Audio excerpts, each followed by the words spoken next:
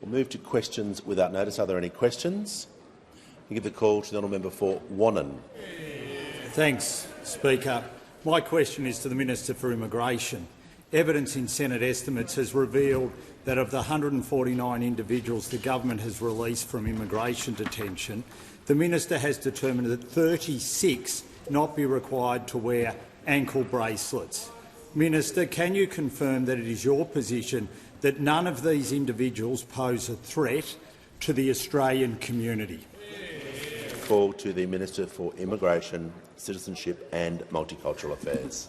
Thank you, Speaker, and I thank the Shadow Minister for his question. As the Shadow Minister is aware, late last year the High Court overturned decades of precedent in its decision which required the release of a number of people who we sought to remain in immigration detention.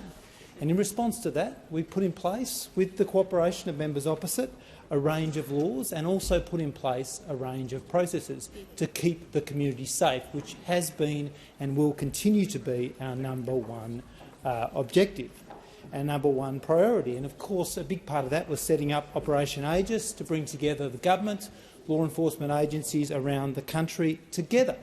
Now, we also have now 4 layers of protection, including stringent visa conditions, electronic monitoring and curfew arrangements, as well as preventative detention arrangements. In order to manage that, we put in place a Community Protection Board so that the decisions around community safety can be made by those best placed to decide on the merits in any issue how to keep the community safe. I'm very pleased that the Community Protection Board is up and running and has been providing appropriate advice on managing this cohort.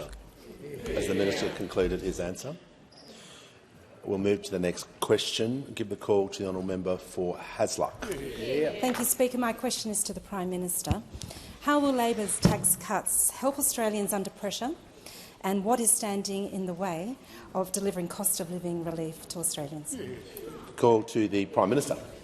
I thank the member for Hasluck for her question. I look forward to being back in Western Australia again next week, when we will have the 3rd Cabinet meeting that we have had in Western Australia since we came to office, following on the last successful meeting that we had in Port Hedland in regional Western Australia.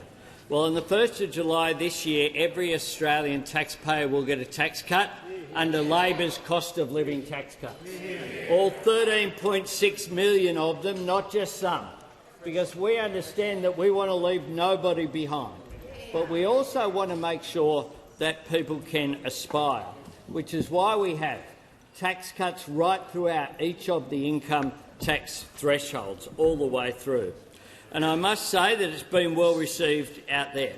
That is why we made this decision, because of cost of living pressures, particularly amongst low and middle income Australians. And these tax cuts are aimed squarely at middle Australia, squarely at those people who go to work hard to make a difference for themselves and their family, and deserve a reward. Mr Speaker, we want Australians to earn more and to keep more of what they earn. Those opposite want people to work for longer for less. They want them on call 24 hours a day. They oppose every wage increase, and we know that they didn't want to. They didn't want to pass on the Labor's tax cuts. They reluctantly have now said they're supporting it, whilst they argue against it consistently all the way through. These things are so bad that they're going to vote for it. Well, we on this side of the chamber do not want Australians to work longer for less. What we want them to do is to earn more, which is why we've put in place measures such as the increase in the minimum wage, the support for aged care workers, the industrial relations legislation, and why we are putting in place Labor's cost of living tax cuts. And indeed, it's not just the beneficiaries who say that. Someone in my electorate, Fuak from Croydon Park, wrote to me and said, "I think most Australians will see that what your government has done is to make the whole tax changes fairer and much more economically realistic." Peter Dutton will rant and rave and be as negative as possible. Order. You got that right. But this was the right decision. This is the right decision. Those opposite oppose higher wages. They vote against Help With Your Power bill. They vote against cheaper medicines, vote against affordable housing, vote against penalty rates, of course. Now they want you to be available 24 hours. Call to the honourable member for Wannon. Thanks, Speaker. My question is to the Minister for Immigration. Evidence in Senate estimates revealed that of the 149 individuals the government has released from immigration detention, the minister has determined that 36 not be required to wear ankle bracelets. How many of these individuals have committed an offence? Call to the Minister for Immigration, Citizenship and Multicultural Affairs. Thank you, Speaker, and I thank the Shadow Minister again for his question. As I said a moment ago, one of the things that we have done to ensure that the community have been protected or will continue to be protected is to set up the Community Protection Board, a body composed, amongst others, of highly respected law enforcement officers, and I thank them for the important work that they are doing. As the Shadow Minister would be aware, a document has been tabled in Senate estimates detailing the conduct of those who were required to have been relieved who have breached their conditions. Call to the honourable member for Lyons. Thank you, Speaker. My question is to the Treasurer. Why are the Albanese Labor government's cost of living tax cuts so important for responsible economic management, and how does that compare to other approaches? Give the call to the Treasurer. Thank you, Speaker, and thank you to the member for Lyons for helping to ensure that every Australian taxpayer gets a tax cut, and 88% of workers in his local community will get a bigger tax cut to help with the cost of living. And thanks to the member for inviting me to spend time with him and local steelworkers near Launceston. 92% of steelworkers now get a bigger tax cut.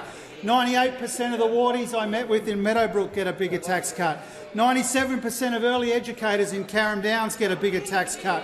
94% of plumbers and sprinkler fitters I met with in Beenleigh get a bigger tax cut.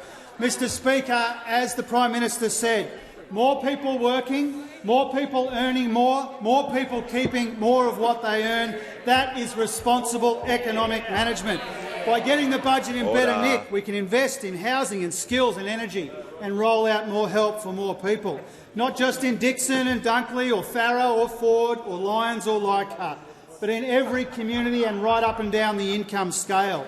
And since we announced our changes, Mr Speaker, those opposite have been tying themselves in knots over our changes. If they support our changes, why do they keep bagging them? And if they don't support them, why are they voting for our changes? Now, every once in a while, Mr Speaker, we get a real insight. We get a real insight into what they think of our tax changes, like when the member for Farrow said they'd absolutely roll them back, Mr Speaker. Like when it was put to the member for Hume yesterday on Insiders that they were supporting our changes and he said, no, we're not. Like when he was asked on the Sunrise program if he wanted more support at the lower end and he said, no. I thought I'd misheard it, Mr Speaker, so I checked his transcript and I discovered a very curious thing. The word no is missing from the transcript. The word no is missing from the transcript. The word that they utter most frequently is missing from his own transcript, Mr Speaker. Now, Mr Speaker, because of our responsible economic management, we've delivered the first surplus in 15 years. Inflation is moderating. Wages are growing, and from the 1st of July, every Australian taxpayer gets a tax cut. And because of a decade of coalition disunity, dysfunction and disarray, those opposite are the party of higher quarterly inflation. They are the party of lower wages and harsher industrial relations. They are the party of higher taxes on Middle Australia. They are the party of waste and rorts and bigger deficits and more debt. So, Mr Speaker, I say to Australians tuning into the ABC tonight, if they thought that the Abbott and Turnbull and Morrison governments were bad, the leftovers of those governments are even worse. Order. When the House comes to order, I'll hear from the member for Curtin. This is a question for the Minister for Communications. Last year, a parliamentary inquiry recommended banning online gambling ads. During the year of that inquiry, big gambling companies made political donations of $600,000. You've spent 7 months meeting with powerful companies that make money from gambling ads. Today, new research was released again showing the dangers of social media influencers promoting gambling to kids. Will you listen to the community and ban online gambling ads, or will you water down reform to serve your donors? Yeah, I'm just going to hear from the Leader of the House. I have some difficulty with the last part of that question. The Leader of the House. Mr Speaker, I simply ask that the last part of the question be considered as being out of order. Imputations of that nature have always been ruled out of order. I'm just going to agree, unless the manager has another point of view, that the last part of the question not stand as part of the question, and remind all members around reflecting on members and imputations on members as well. The call to the Minister for Communications. Thank you, Mr Speaker, and I thank the member for her very important question. I acknowledge her long-standing advocacy in this area, as well as many other members of this House. And like many Australians, the government is very concerned about the extent of gambling ads and their impacts, which is one of the reasons why we established the House of Representatives inquiry into online gambling and the impacts on those experiencing gambling harms, led by our dear late friend Peter Murphy. Now, since receiving the committee's report, we have been consulting with key stakeholders on the committee's recommendations, and there's over 30 of them. My department has met with a broad range of stakeholders, including broadcasters, sporting codes, digital platforms, and I have met with a number of harm reduction advocates, public health experts and academics, and I'm very grateful for their time and their insights, because their perspectives and expertise, particularly as the member notes the impact that online gambling is having on young people, the concerns over the saturation of gambling advertising, the close association even young children now have between wagering and live sport, and the shame and stigma felt by those experiencing gambling harm. I can say to the member that there is one underlying principle that is guiding us in our approach here, and that is harm minimisation. We are conducting this in a very thorough way, and to give 3 points going to that. Firstly, we want this response to be comprehensive. It's a broad-ranging report. It goes over a large number of areas that not only impact on the Commonwealth but also states and territories where there are already existing laws as well. Secondly, we want to guard member against unintended consequences, and we know how important it is to take a comprehensive approach here. And you look at the last set of gambling ad restrictions that were put in place by the previous government in 2018. I say to the member, there was actually a 50% increase in the total volume of gambling spots on TV and radio, and there was an 86% increase on regional TV. So we need to ensure that what we are doing is guarding against those perverse outcomes. And lastly, for the benefit of the member in the House, the Prime Minister is running an orderly cabinet government. It is a collaborative approach that we are taking between a number of ministers, including Social Security, myself, the Minister for Health, and we are conducting this in a way that ensures that we meet our harm minimisation objectives. I would also just highlight for the member who may be interested in some of the other initiatives that are being done at the moment. There's a very important one that I'd like the member to be aware of, and that is the fact that we instigated the last piece of the regime for consumer protection, and that is BetStop, the National Self-Exclusion Register. Since April, there have been just under 16,000 registrations that remain active, and 47% of registrants are 30 years old or younger. And I just acknowledge that fact for the member to highlight the broad work. The call to the honourable member for Spence. Thank you, Mr Speaker. My question is to the Minister for Infrastructure, Transport, Regional Development and Local Government. How is the Albanese government delivering better tax cuts to support workers across Australia, particularly those in the transport and construction industries? Call to the Minister for Infrastructure, Transport, Regional Development and Local Government. Thank you, Mr Speaker. And can I thank the member for Spence very much for that question, and particularly for his ongoing support, not only just for members of his community, but his lifelong commitment to those in the transport sector. In the member's electorate alone, 74,000 taxpayers will receive an average tax cut of $1,207 from the 1st of July. We are delivering better tax cuts for the people of Spence, just as we are delivering better tax cuts for the transport and construction workers who are the backbone of this country and who are building our future. Hauling freight in regional Australia, driving road trains across the Nullarbor, building Western Sydney Airport, filling potholes on local roads and building affordable housing across the country. Those workers kept Australia moving during the pandemic, and they underpin our economy today. That is why our tax cuts will deliver better benefits to them and their families.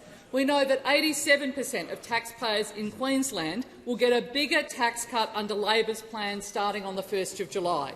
We know that 81% of taxpayers in Western Australia will get a bigger tax cut under Labor's plan, and 90% of taxpayers in Tasmania will get a bigger tax cut under our plan.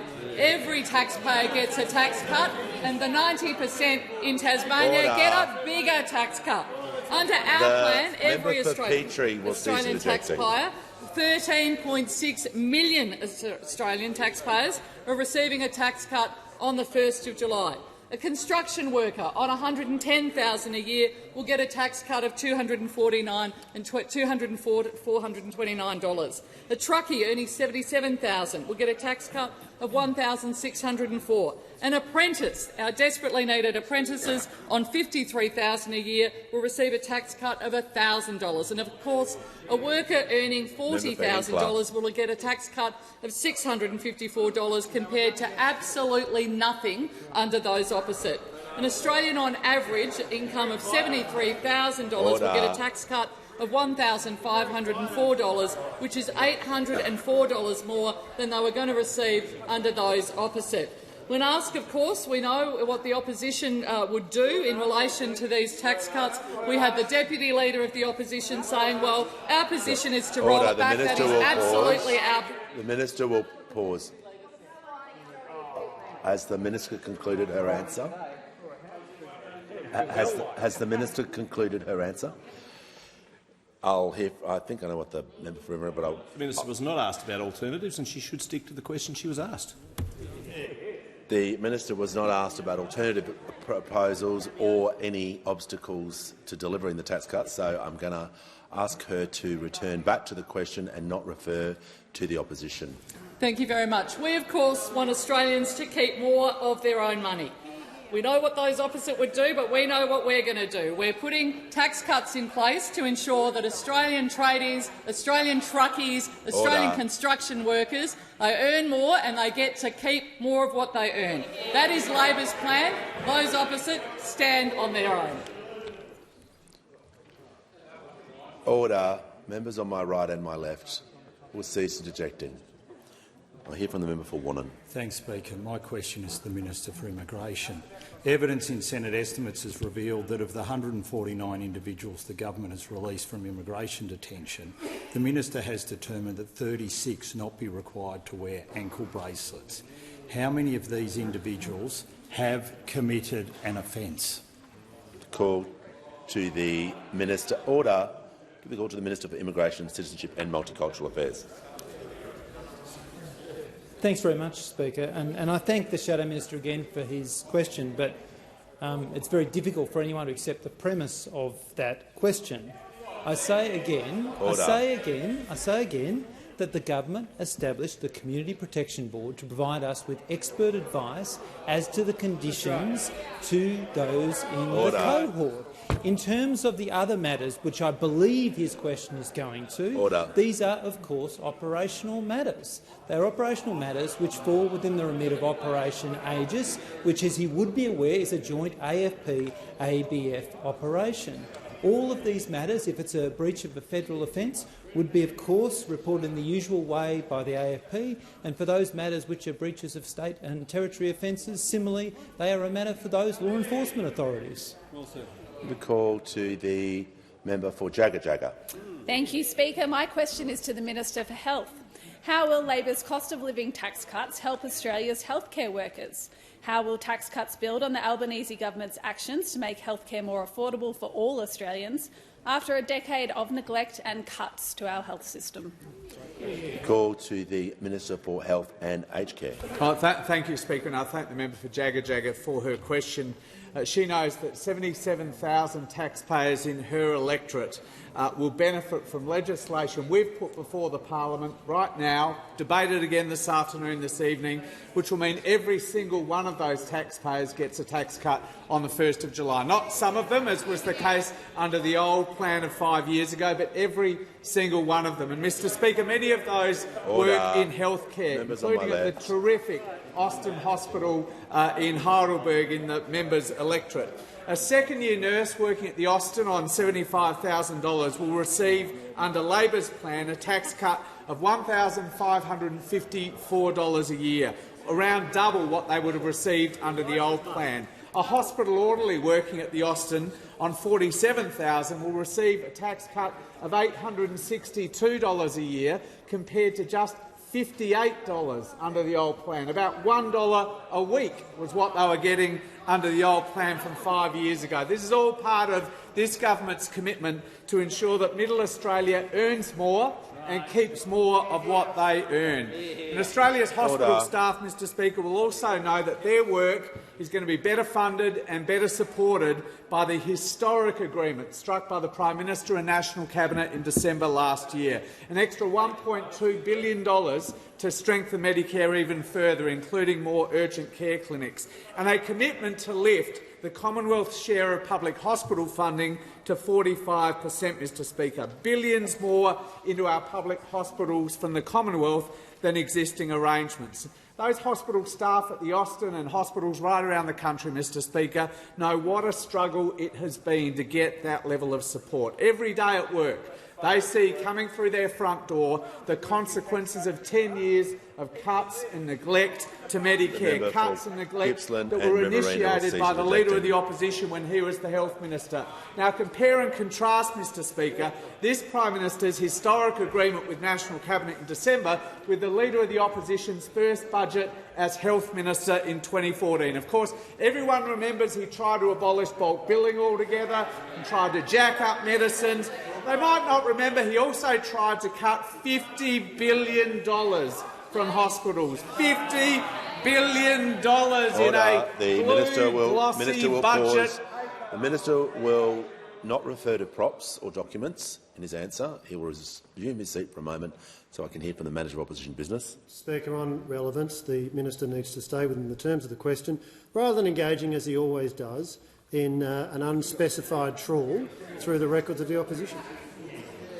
The Leader of the House on the point of order. Mr Speaker, on direct relevance, given that the question asks the Minister to talk about a decade of neglect and cuts to our healthcare system, how can he avoid talking about the Leader of the Opposition? The Minister was asked about a decade of decline, so I'm just going to make sure the document he's referring to is to do with that part of the question, not simply his opinion on the opposition. I like speaking about the Super Bowl without mentioning Taylor Swift, Mr Speaker.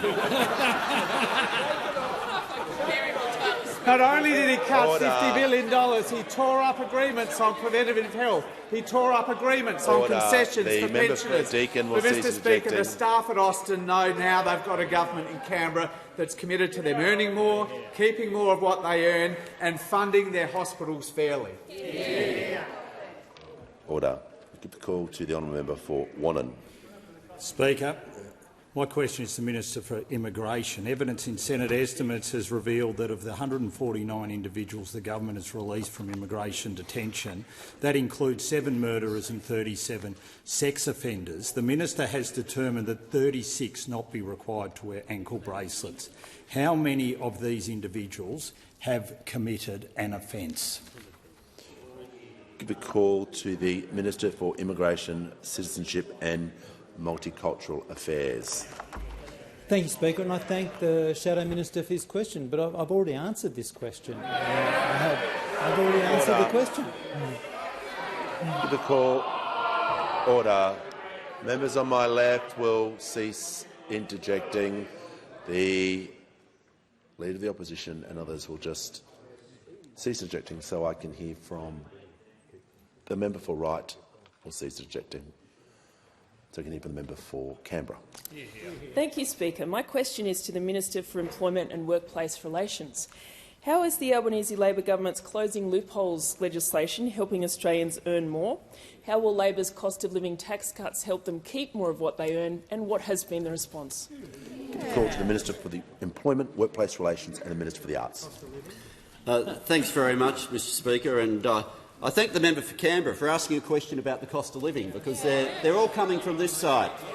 The member for Herbert will the member for Canberra. Order. The member for Canberra. If I go through some of the public servants who are represented by the member for Canberra, and I hear the interjection when you mention public servants, the only servants those opposite don't like, the public servants. An APS grade 5 on $84,000 gets a $1,779 tax cut. That's what they get, because we want people to earn more and keep more of what they earn, while those opposite want people to work longer for less. The closing loopholes legislation has now passed the Parliament, passed the Senate last week, passed the House today. And that means now for a whole lot of workers who have fallen outside of our system of minimum standards, this Parliament has decided that they should have minimum rates of pay. Someone who is delivering pizzas on the back of a bike should not be in a situation where their minimum rate of pay is zero, as though somehow they have a whole heap of negotiating power. And yet those opposite voted for that to be the case. Australia is not meant to be a country where you have to rely on tips to make ends meet. People should have minimum standards, and now they will, whether it's in the gig economy, whether it's in road transport, and also to provide job security for our casuals. Most casuals will want to remain casuals, and despite the fear campaigns, nothing changes for them. But for the small number of casuals who are wanting to transfer to secure employment, and where their hours already reflect what a secure job will be, why would you want to deny job security to them? Their bills aren't casual, their mortgage isn't casual, their rent's not casual. If they've got dependents, supporting them isn't casual. If they want security of work, then this Parliament should get behind them, and this government has. It should not be the case that you have to work 24/7. And when those opposite said over the weekend in that interview we'll keep quoting from the Shadow Treasurer, how did you describe their package of repeals on industrial relations? He said it would be targeted. And we know what that means. Targeted against wage rises, targeted against job security, targeted against safer workplaces, targeted against closing the gender pay gap. Order. The member for Grey will cease interjecting. Give the call to the member for Wannon.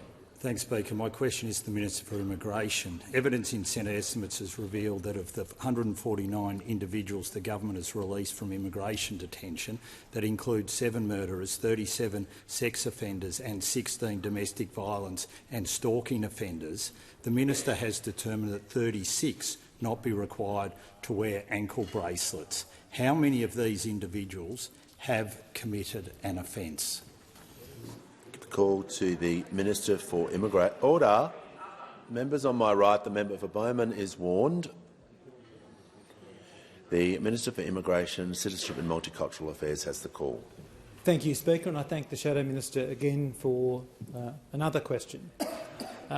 What I think I need to make clear is that since the decision of the High Court in November of last year, which the member for Deakin will leave the chamber under 94A. Which required the release of a number of people, we have set up a range of measures. And the Shadow Minister refers to evidence in the Senate estimates hearings today. Of course, that is the evidence. But let us go through what we have done, which is to take all of the steps to ensure that community safety is put in place through 4 layers of protection. And the thing that he seems to be missing in this is that we have now the Community Protection Board, which is providing expert advice to government on how to manage the— Order. The Minister will pause. I'll hear from the member for Wannon on a point of order. Thanks, Speaker. It's relevance. The thing I'm missing is an answer to a very simple question. The Leader of the House. Mr Speaker, on the direct relevance rule, as it is, and as the member opposite knows from the time that he was on this side, it has always been the case that the question is whether or not the answer that's being given is relevant to the subject matter. It might not be the answer that the Shadow Minister wants. It might not be what he would have written had he been offering dictation, but that is not the question under the standing orders.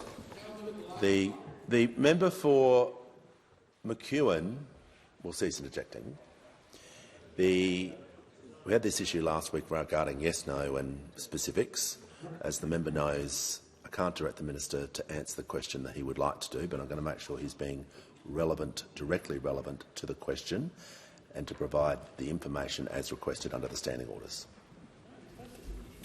Thank you, Speaker. I was nearly finished. I mean, what the Shadow Minister needs to remember is that these are matters. I've already answered the first bit of his question. One critical element is for him to pay appropriate respect to the good work of the men and women on the Community Protection Board, the people best placed to provide advice to government on how to manage these very difficult issues. Call to the honourable member for Gilmore. My question is to the Deputy Prime Minister. How will the Albanese Labor government's tax cuts benefit our Australian defence personnel, those at the Department of Defence and Australian defence industry, and what would be the impact of alternative approaches? Call to the Minister for Order. The Leader of the Opposition. Just the Leader of the Opposition will cease interjecting, or he'll be warned, because time is not to interject before our Minister or Deputy Prime Minister answers the question. I give the call to the Deputy Prime Minister and Minister for Defence. Thank you, Mr Speaker, and can I thank the member for her question, acknowledge her service and her ongoing commitment to the men and women of the Royal Australian Navy and those working in defence industry based at HMAS Albatross in her electorate. As we all know, every member of the Defence Force, every public servant in the Department of Defence, every person working in defence industry will receive a tax cut under Labor's tax plans, meaning that they take home more of what they earn, and that includes those who are right at the start of their defence journey, such as an Army private in the first few months of their basic training at Kapooka in Wagga, who will receive a tax cut of $1,089, or indeed an able seaman in the member's own electorate working on helicopters at HMAS Albatross, who will receive a tax cut of more than $2,000, or an Army private driving trucks at Puckapunyal near Seymour, who will receive a tax cut of $1,722, or indeed an Air Force fitter and turner at RAF Base Williamtown near Newcastle, who will be receiving a tax cut of $1,463, which is more than twice the tax cut that person would have received under the policy of those opposite. It has taken courage on the part of this Prime Minister, on the part of the Treasurer and this government in bringing forward this tax package. And as has been made abundantly clear by the tactics of those opposite in this question time, it is now clear that they agree that this Prime Minister has made the right call, because if they didn't, they would be opposing the legislation in this parliament and doing as the Deputy Leader of the Opposition said they would do and roll this tax package back. But the truth is that those opposite don't have a tax policy. They are all at sea when it comes to tax policy. All they have is a tax grab. And we heard that again yesterday from the Shadow Treasurer, who claims that the Liberals will always be the party of lower taxes, only they are not. Because in modern times, the government in Australia, which has been the highest taxing government, is a Liberal government. And in actual fact, the Liberals now are a government of deficit budgets, of big debt and of make-believe money. The government, which is fighting on behalf of Australians in respect of dealing with cost of living pressures, the government which is prudently managing the economy, the government which is keeping Australians safe, is the Albanese Labor government. Give the call to the member for Fowler. Thank you, Speaker. My question is to the Prime Minister. Prime Minister, it's heartening to see you change your mind on the statutory tax cuts and taking cost of living seriously. But families in Fowler living on a median wage of $521 a week are still under stress. Your government has collected almost $20 billion from fuel excise. Fuel has gone up from around $1.82 in March last year to $2.26 today. When will families in Western Sydney be given immediate relief through a fuel excise cut? Give the call to the Prime Minister. The Deputy Leader of the Opposition is warned, and if she interjects one more time, she won't be here for the remainder of question time. I thank the member for Fowler for her question and for her acknowledgement that Labor's cost of living tax cuts will provide tax relief for every single taxpayer in her electorate. It will do something more than that. It will provide more tax relief for 90% of taxpayers in Fowler. 90% will benefit. 98% of young taxpayers in Fowler will benefit. More than 90% of women in Fowler will benefit. We have found the best way to provide cost of living relief for people in her electorate and in every electorate around Australia by providing tax relief for all 13.6 million taxpayers. Now, we could have sat back and said, well, we acknowledge the fact that low and middle income earners are under pressure, but it's too difficult to do anything about it. That would have been the easy decision. What we didn't do was do that. What we did was make a difficult decision in the interests of Australian taxpayers, in the interests of middle-income Australians in particular, but also many of those in the member for Fowler's electorate will be amongst the 1.2 million Australians who will benefit from being either taken out completely from the Medicare levy or having their Medicare levy reduced as well. And I thank the member for Fowler for indicating her support for our tax package. It comes on top of our energy relief plan as well. I did notice yesterday the leader of the National Party they're out there on morning TV saying, why don't they consider doing something about energy price relief? Order. The Prime Minister will pause. Order. The Prime Minister will just pause so I can hear from the member for Fowler, and the Leader of the Nationals will not interject while I hear from her. Mr. Speaker, relevance. I ask for fuel excise and immediate relief through the fuel excise tax cut. Yes, the question contained a reference to cost of living and tax cuts. The Prime Minister is answering the question. He's being directly relevant, and I'll refer to my earlier remarks regarding directly relevant answering questions, and he has the call. Thanks, Mr. Speaker. We found a much more effective way of providing cost of living relief every single week when taxpayers in your electorate get their pay packet. They will benefit not just from the tax relief, but from the fact that they're earning more. They're earning more as a result of the fact that real wages have increased in the last 2 quarters.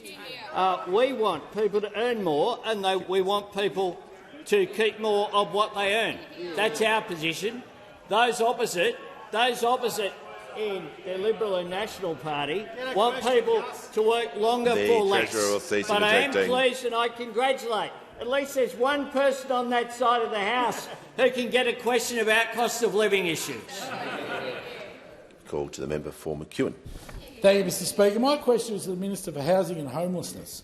How will the Albanese Labor government's tax cuts help tradies building the new homes Australia needs?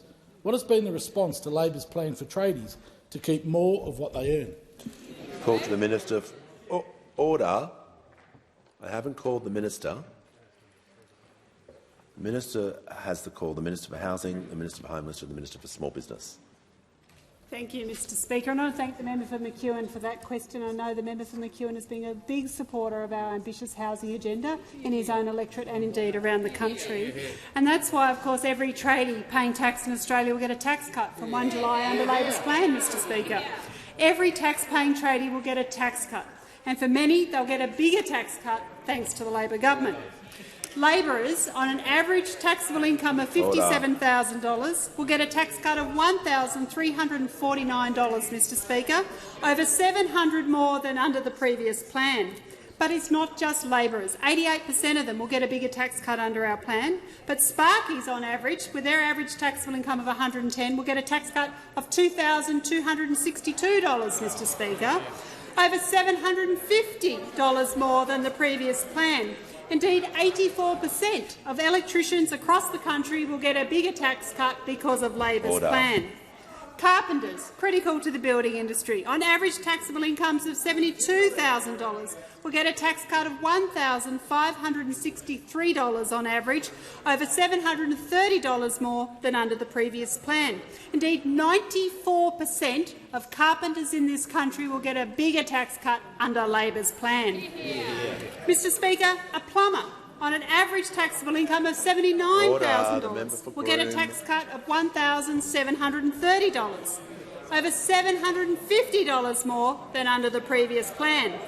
And, Mr Speaker, 94% of plumbers in Australia that pay tax will get a bigger tax cut under our plan too. So 94% of plumbers better off, 94% of carpenters better off, 84% of electricians better off, and 88% of labourers better off.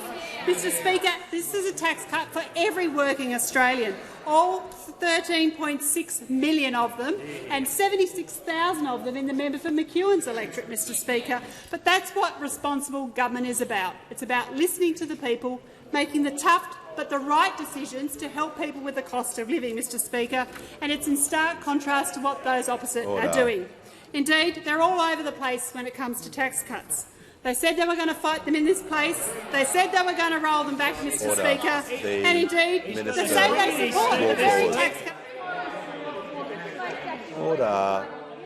Order. Members on my right. Members on my right will cease interjecting. The Minister for Infrastructure.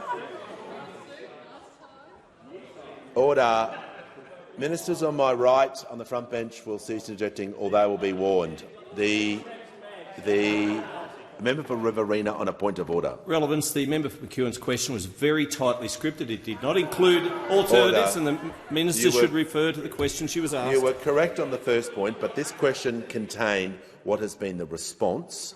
So the minister, as I was listening carefully, was reading a direct quote about the changes that have been presented before the House. So I will not uphold the point of order. So the minister has. Mr Speaker, for tax cuts that they support, they appear very angry over there about these tax cuts. They either support them, Mr Speaker, or they don't. But let's be honest, these tradies with their tax cuts are critical to building the houses that Australia needs. We know that the tradies are critical to this, and we want them to earn more and we want them to keep more of what they earn so they can get on and build the homes Australia needs. Give the call to order. Members on my right, on my left. The member for Wannon has the call. Thanks, Speaker. My question is to the Minister for Immigration. Can the minister confirm the 7 murderers and 37 sex offenders released from detention are all wearing ankle bracelets? Give a call to the Minister for Immigration, Citizenship and Multicultural Affairs. Thank you, Speaker, and I thank the Shadow Minister for his question. And I can confirm, as I think I've made clear earlier, that the management of everyone in this cohort is determined by the professional men and women of the Community Safety Board, who have been providing evidence-based assessment on the application of those measures, the subject of laws that we all supported in this place to keep people safe. Call to the honourable member for Cunningham. Thank you, Speaker.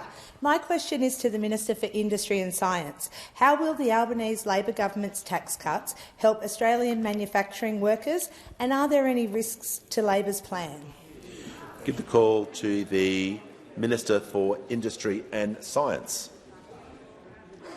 Thanks, Speaker, and thanks to the member for the question, because this government is one that believes in a future made in Australia, because manufacturing delivers great jobs. 900,000 plus jobs in this country, 85% of them full-time, and the bulk of them paid better than average weekly earnings.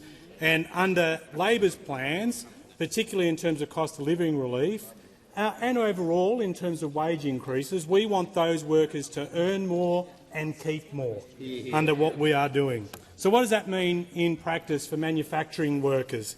If you look at a well-known employer in the member for Cunningham's electorate, BlueScope Steel, you can see an entry-level blast furnace operator, important job, a skilled profession at the heart of steelmaking. They make a base salary of around $59,000 a year. They're going to get a tax cut of $1,160. And if that worker goes on to gain experience and expertise and go up from entry-level operator to level 4 operator, their base salary jumps to around $86,000, and they'll get an even bigger tax cut, $1,840. And if you look at others in manufacturing, for example, workers at CSL across the country, from Parkville, Broadmeadows and over to North Sydney, who research and manufacture life-saving medicines, those workers on the lowest salaries covered in their current agreement, who make a base salary of around $69,000, they're going to enjoy more than $1,400 as a tax cut. And those on the highest salaries covered by the agreement, currently with a base salary of about $120,000, they're going to enjoy a $2,700 tax cut. Now, I thought there was semi-compelling viewing in Nemesis, and I don't mean any disrespect to the makers of the mockumentary, but the better thing to watch was their position on our tax cuts. It was way better viewing. And in fact, and at this point we cue the Deputy Leader of the Opposition and Shadow Minister for Industry, who, when we offered a tax cut for manufacturing workers, said it was absolutely her position to roll back Labor's tax cuts if they win the election. And then the only thing that happened is that they rolled back her position and didn't go ahead with it. And so I'm really hoping there's room for a sequel for Nemesis, but if they won't do it, you've got to give us a blooper reel, and there's got to be a Susan section to Nemesis. Order. There's got to be a Susan section. The minister will pause. He will not refer to members by their first name. He will refer to them by their correct titles. The minister will pause. The member for Riverina and the Manager of Opposition on the point of order. On relevance, is well outside the terms of the question. It should be directed back to it. The question contained risks to Labor's plan. Well, the programs on particular television networks. Order. The minister has 22 seconds. I'm going to remind him to refer to members by their title and refer back to the question, and make sure his answer is relevant to risks to Labor's plans. Thank you, Speaker. Absolutely. But it is important that manufacturing workers know that the Shadow Minister for Industry and the Deputy Leader doesn't back them getting tax cuts, and was actively working to stop that until at some point they worked out their position and came to common sense. On this side of the House, manufacturing workers know we've got their back. Concluded. Call to the member for Griffith.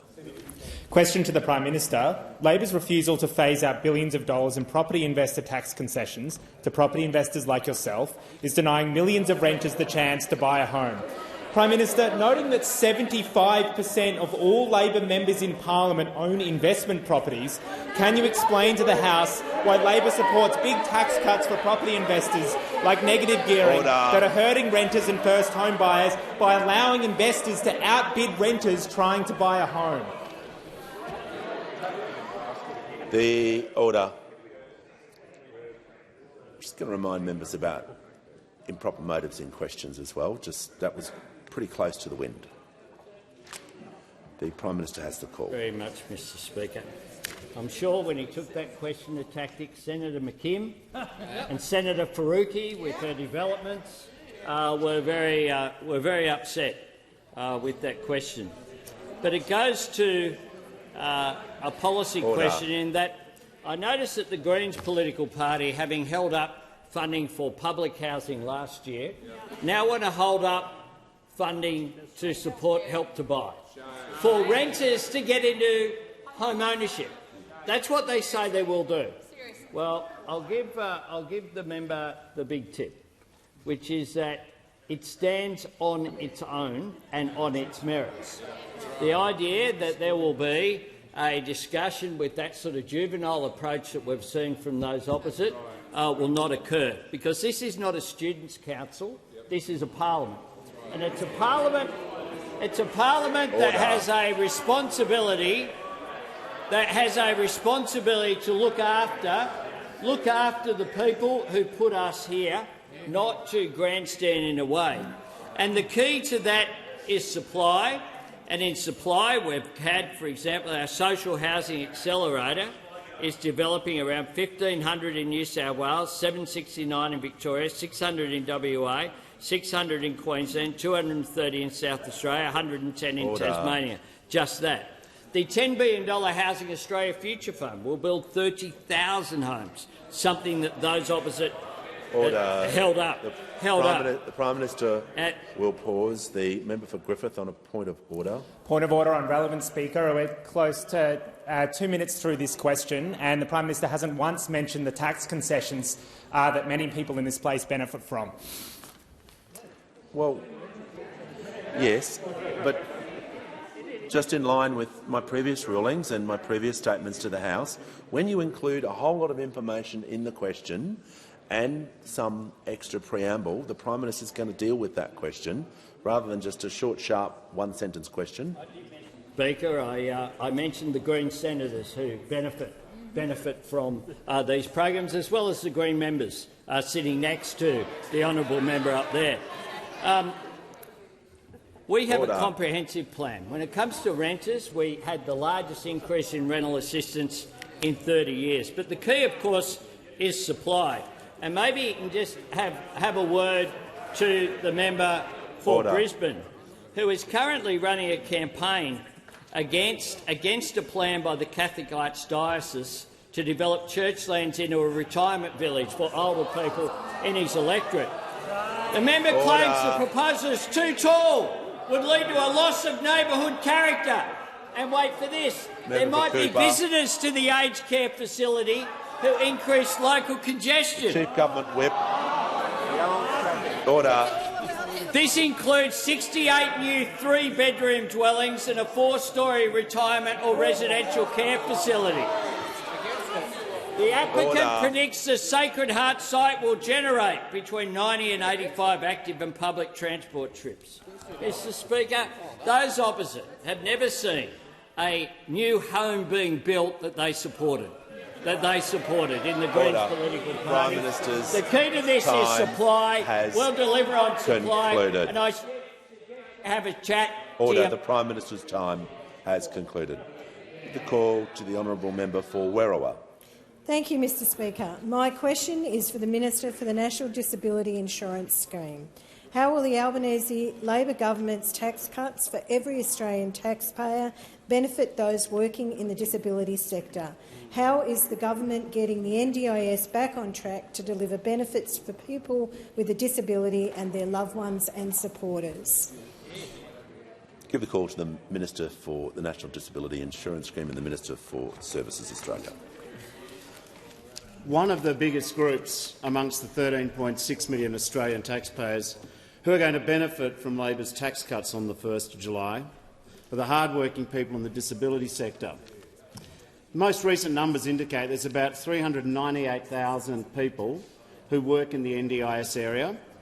The vast majority, probably about 90%, earn less than $100,000. 79% of these disability workers are women, 40% are casuals, and 45% of the people who look after our Australians with severe disabilities are over 45.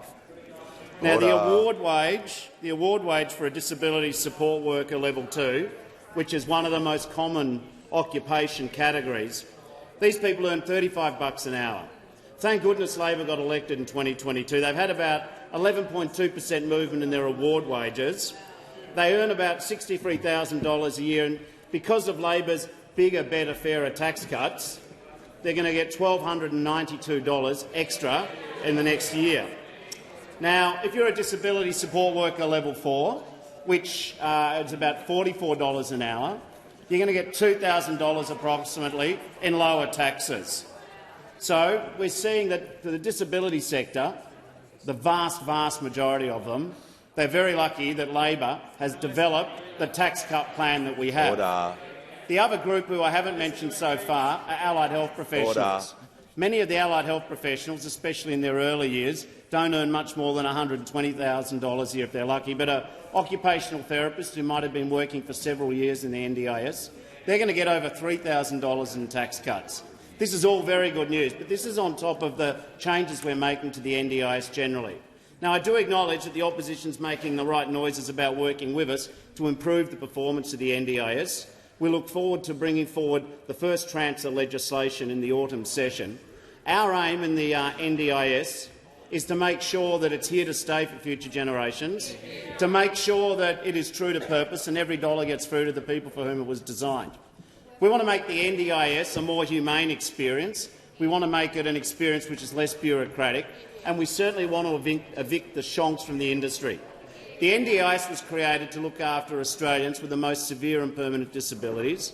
What we're going to do by ensuring that it's true to purpose is, for the first time, help start building out what we call foundational services, working with my colleague, the Minister for Social Services. The Prime Minister and the Premiers had a real breakthrough where we got state governments to step up with us to provide services outside the NDIS.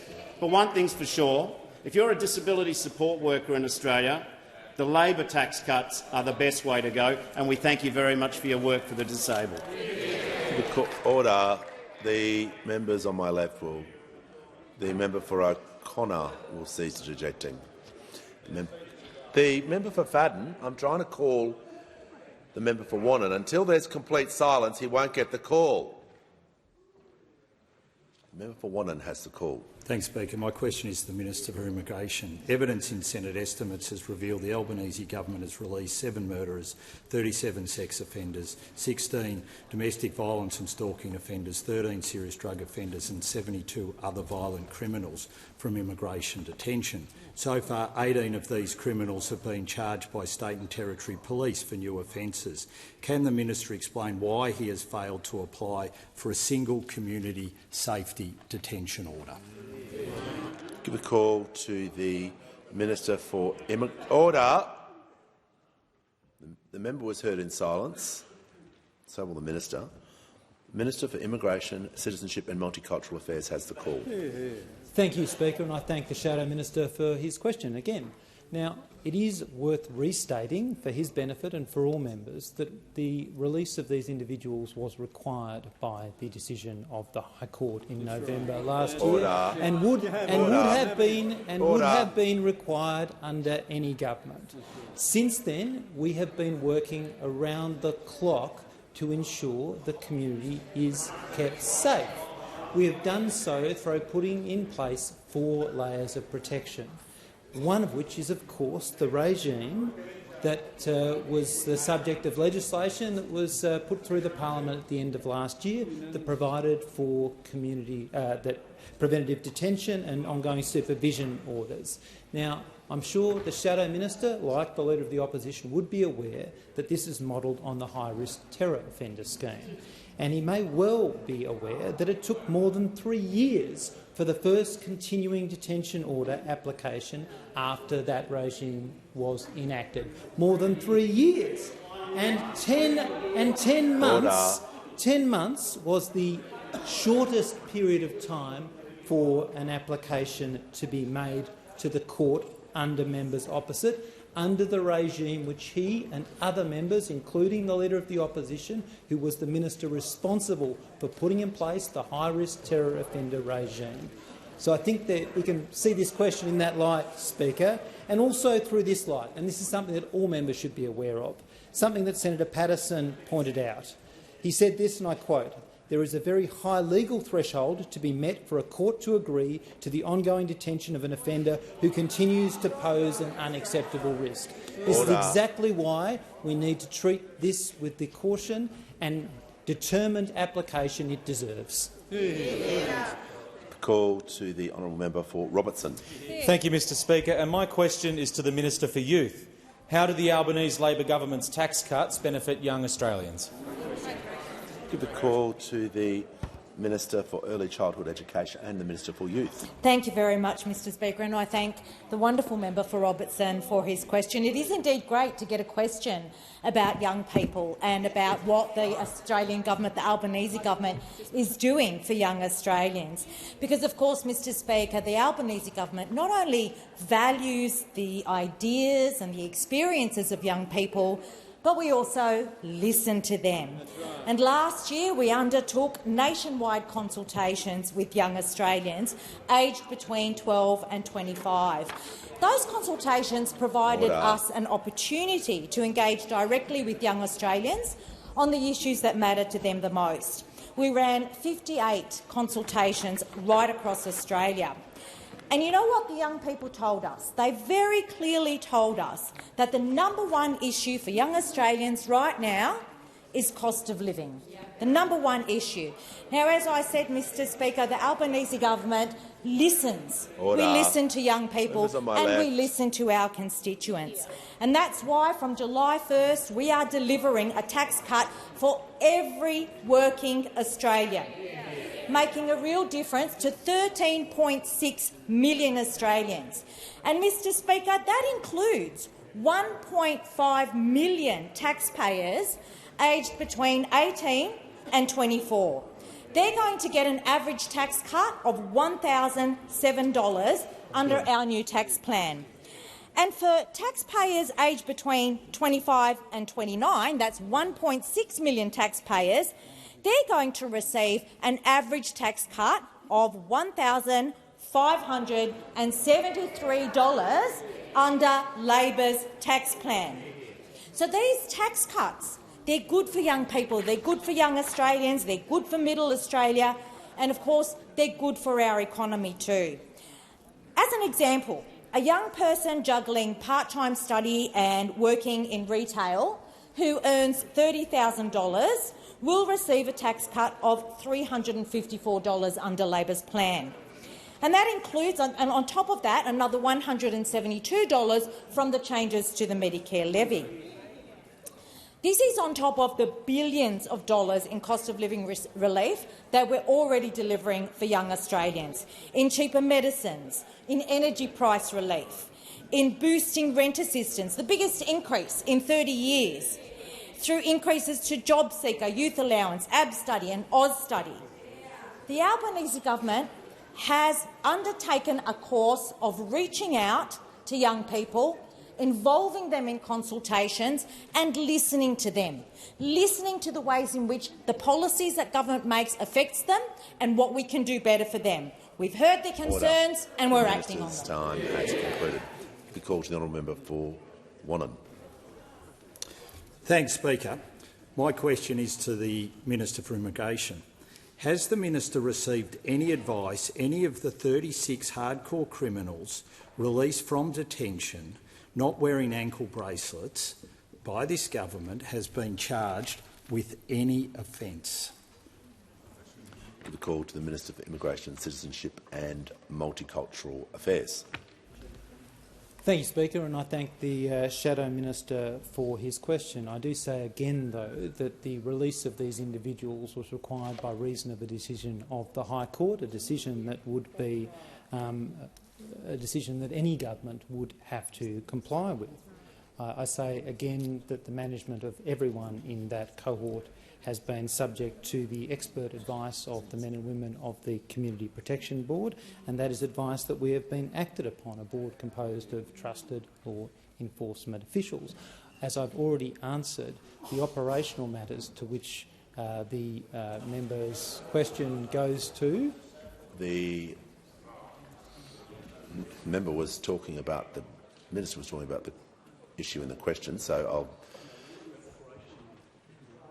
I'll listen to the I'll listen to the Member for Wannon on a point of order. It goes to relevance, Speaker.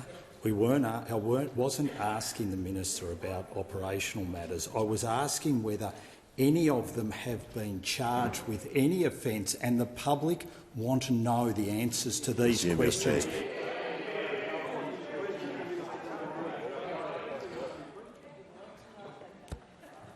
It's not an opportunity to add additional words to the question, but the minister will need to be directly relevant to the question, and he was asked about numbers and how many, and also about the advice that he may or may not have received. Sorry, Speaker. As I was going to the operational matters, which I was just about to touch on, which I believe I have already referred to, about the conduct of Operation Aegis, which goes through the manner in which that aspect of community protection is looked after through the work of the AFP and the ABF, who obviously are responsible insofar as it relates to breaches of Commonwealth conditions, and state and territory law enforcement officials who are responsible and who regularly update on those, who provide updates on those matters when they constitute breaches of those conditions or other offences. Call to the member for Hawke. Thank you, Speaker. My question is to the Prime Minister. Why is it important for Australia to keep telling the stories of Australia's prisoners of war, as they do at the ex-prisoner of war museum in Ballarat? The call to the Prime Minister. Thanks very much, Mr Speaker, and I thank the member for Hawke for his question. And yesterday I had the great honour of being the first Prime Minister to attend the Australian Prisoner of War Memorial commemorations that occurred in Ballarat with the Minister for Infrastructure and Transport. It was the 20th anniversary of this extraordinary memorial. It tells of the sacrifice, courage and mateship of the men and women who served our country in war and who were incarcerated, were forced to endure such extraordinary deprivation, whether it be during the First World War, the Second World War, in various theatres where Australia has fought right up until the Korean War.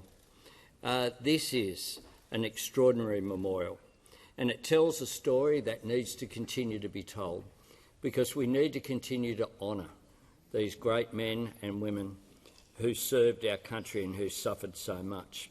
So many did not return home, but those who did returned home with scars that were long-lasting.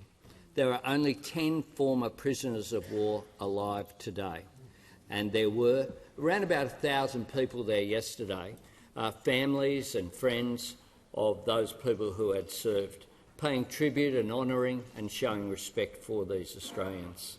The memorial is a record of patience, perseverance and indeed humour, and above all of hope. Hope that they may come home to their loved ones. I was reminded of one of the great privileges of my life. In 1987, I attended the opening of Hellfire Pass at Kanchanaburi in Thailand with my friend, my mentor and indeed my father figure, Tommy Wren. Tommy Wren was captured on Timor. He was incarcerated in Changi. He served on the Burma-Siam Railway, and then he was taken as a slave labourer to Japan, where he witnessed the second atomic bomb in Nagasaki. He came back, not with any bitterness, but with hope for humanity and as a campaigner for peace for the rest of his life. During that visit, I had the great honour as well of catching a longboat down the River Kwai with Sir John Carrick, a hero of the Liberal Party and a mentor of John Howard, and a great Australian. These two great Australians from different sides of this chamber, who had total respect for each other, come from a generation which those of us have benefited who've come after, and we need to continue to show respect and to really pay tribute to them. On that visit, Sir Weary Dunlop as well, one of the greatest of Australians, was there as the leader of these fine men. These men, it was the last time they would have gathered. All of them who were there, I checked, have passed today. They wept, they hugged, They talked about their experience. As close as I was to Tom, like many former prisoners of war, this was the only time during that visit that he ever talked in detail about his experience in war. There was a time where people came up and told the experience of Tom was a big guy, fought for the Australian Heavyweight Championship. He stood between so many of the diggers there and the bayonets of the Japanese and saved lives, literally. He'd never spoken about it. So many of them did that. And yesterday was an opportunity to really pay tribute to these great Australians. And I think that all of us should be reminded that we live in this greatest country on earth because of the sacrifice of those who've come before us. Lest we forget. And on indulgence, the Leader of the Opposition. Thank you very much, Mr Speaker. Well, I join with the Prime Minister and thank him for his fine words, associate the Coalition with the sentiment of the Prime Minister's remarks, and I would say to all Australians of our generation, our kids, our grandkids who are travelling around the world this very day, and they do so in the name of our country, as ambassadors for our country, visiting friends, family, backpacking, going to different causes around the world. I'd say to those Australians, in the run-up to this Anzac Day, think about including in your itinerary a visit to one of the war memorials or one of the Commonwealth graves. The sites around the country, it doesn't matter whether you're in Asia, in Europe, the way in which the Australian government over generations since the First World War has been able to establish those cemeteries, those most sacred places, which mark the sacrifice provided to Australia to keep us the great country that we are. Over 100,000 people perished in our country's name, and people this very day are out there defending our values and our way of life. So please take just an hour or so to go and visit what is an impeccably kept memorial to those men and women of the Australian Defence Force. And the reason that we can celebrate life today, the reason that as young teenagers you can move around the world freely, is because of the sacrifice that they made for our country. And to honour them in that way, not just between now and Anzac Day, but always. The Prime Minister and I have the great opportunity to, as does the Minister for Defence and our predecessors in that portfolio, commemorate the sacrifice on a regular basis. That services here in Australia but abroad as well. And it is one of the most moving, touching things that you can do with your children to include on your itinerary as you travel overseas. Just a moment to mark and to respect the sacrifice that those Australians made in our name. Call the Prime Minister. Thanks, Mr Speaker. I ask further questions to be posted on the notice paper. Give the call to the Prime Minister on indulgence. Thanks, Mr Speaker. As members would be aware, on the 5th and the 6th of March, Australia will host the ASEAN Summit to commemorate 50 years of relationships between Australia and ASEAN. That will be held in Melbourne and will be attended by ministers as well as the Leader of the Opposition and other members of Parliament. It will be an important moment for us to signify the work that we have done in building a relationship over that 50 years across successive governments. And we look forward to welcoming the leaders of every single ASEAN nation has indicated that they will be attending. In addition to that, before and afterwards there will be a number of bilateral official visits. And I have invited the President of the Philippines, President Marcos, to address the Parliament on the 29th of February. He will be doing so, Mr Speaker, following on from the very successful delivery to the joint sitting of Parliament of Prime Minister Marape that occurred just a week ago, Mr Speaker. It's a reminder that our most important relationships are here in our neighbourhood, and the Philippines, of course, is an important nation for us. President Marcos is a great friend of Australia, a supporter of democratic systems, and we look forward to welcoming here, as I'm sure the diaspora from the Philippines. It's very large. We'll look forward to that as well. In addition to that, on the 4th of March in Melbourne, we will host the Malaysian Prime Minister, Anwar Ibrahim, for an official state visit, and on the 7th of March, the Prime Minister of Vietnam, Pham Minh Chinh, for an official visit here in Canberra. I thank all those officials from the Department of Foreign Affairs and Trade, as well as from the Parliament, who are working so hard to make this a successful visit. I thank the Leader of the Opposition for the cooperation and for the dialogue in ensuring the bipartisan nature of these visits as well. We live in very uncertain times. We live in an era of strategic competition, including in our region, and our relationships with our neighbours, including those directly to our north, are so important. This week, of course, is an election in Indonesia, just our very important neighbour to our north as well. It is important that we engage in our region with ASEAN.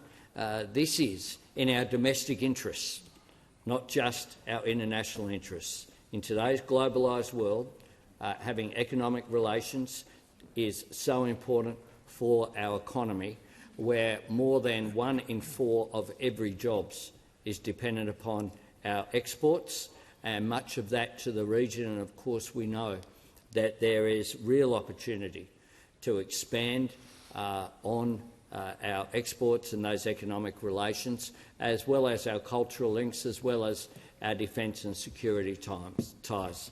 And of course last year we signed an upgraded defence security arrangement with the Philippines. I look forward to the discussions that will include, of course, each of these visits, discussions with the opposition, because that's the way we do business here in Australia, working in our national interest. And I thank the Parliament, and I thank you, Mr Speaker, and the President of the Senate for agreeing to the invitation to the President to address this chamber, and I very much look forward to it being just as successful as the Prime Minister of Papua New Guinea's visit was. And I do say, Mr Speaker, I convey to every member of the House and indeed of the Senate, who I'm sure they're listening, as they do over there in the Senate, to the House of Reps, the very warm gratitude that Prime Minister Marape has sent to us for the way that he was received here, for the respect that he was given, because that was also giving respect to the great nation of Papua New Guinea. Yeah. Thanks, and so that, on the Prime Minister's statement? Oh, okay. I'll just deal with papers just quickly. I present the following Auditor General's audit reports for 2023 to 24, number 14 to 2022 to 23, Major Projects Report, Department of Defence, number 15, Performance Audit, Australian Tax Office's Management and Oversight of Fraud Control Arrangements for the Goods and Services Australian Tax Office, and number 16, Annual Performance Statements Audits of the